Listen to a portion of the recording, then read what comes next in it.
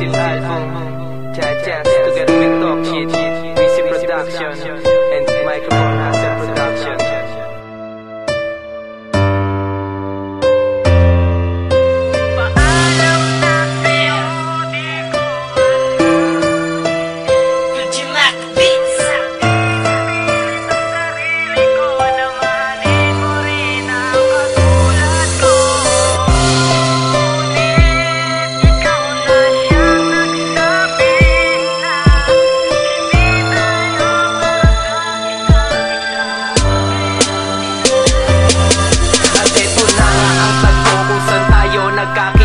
At ganto naging yugto kung saan una kitang nakita. Medyo naguluhan ako nang meron ako nadama na medyo kakaiba. Di ko na ma-explika ang aking nadarama para sa iyo sinta. Hay nako, ano ba talaga naman ito? Tila ba hindi ko na mapigilan pa ang siyan talagang nadarama sa'yo. Ngunit natakot ako na aminin sa iyo. Bagkus di ka pa nakakalimot sa sakit ng nakaraan mo. Kaya naman ako ay nangako sa iyo na lagi kitang papasayahin hanggat ika'y nasa tabi ko. Ibabalik ko ang ngiti na nawala sa labi mo.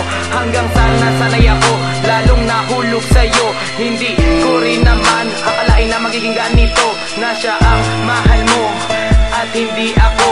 Pero mahal na mahal kita kahit nasasaktan ako. Paalam na sa'yo, di ko man nais ito. Di ko naman pinipilit ang sarili ko na mahalin mo rin ang katulad ko. Ngunit ikaw na siyang nagsabi na hindi tayo para sa isa't isa. Kaya pinalaya na kita.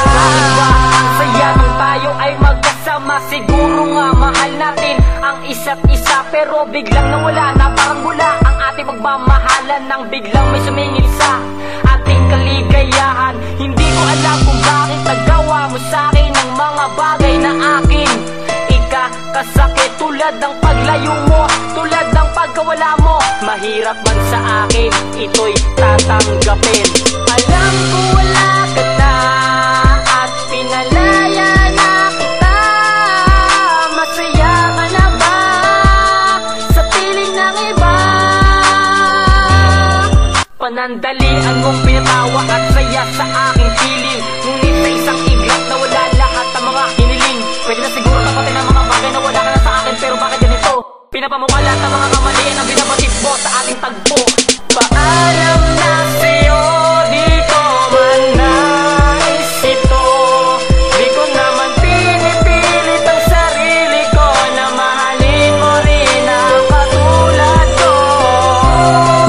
Ngunit ikaw na siyang nagsabi na hindi tayo para sa isa't isa. Kaya pinalaya na kita. Bakit ba nagkaganto?